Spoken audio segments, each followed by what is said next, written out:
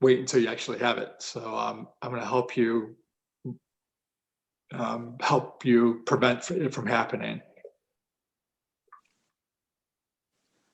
Okay, so if you look at the graph, can you make it a little bit bigger, Shelby, please? No, yeah. Okay, so the blue line represents people who are not diabetic. The red line are the people that become diabetic.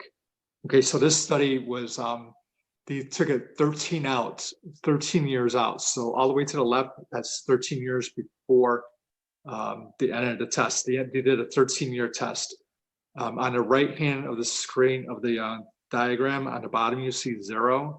That means the end of the study. Wow. People that became diabetic are the people on the red line.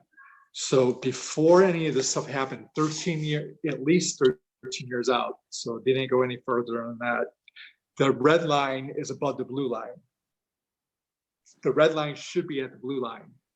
So 13 years out, these people, their pancreas was producing more insulin than it should have been.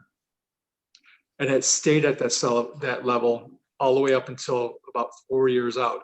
And the reason why it's higher than the blue line is because these people don't process carbohydrates very well.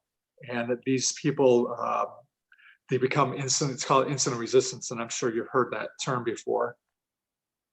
So the red line is insulin resistance. So the pancreas starts producing a lot more insulin because of all the glucose that's in the system. It's trying to keep your blood sugar level between 70 and in a normal range between 80 and 120. 120 is when after you're done eating.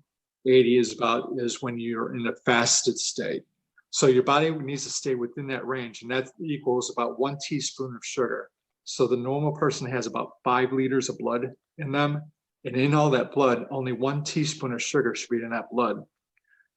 When you drink a Coke, for example, Coke has 40 grams of sugar. So 40 grams of sugar, there's 4 grams per teaspoon.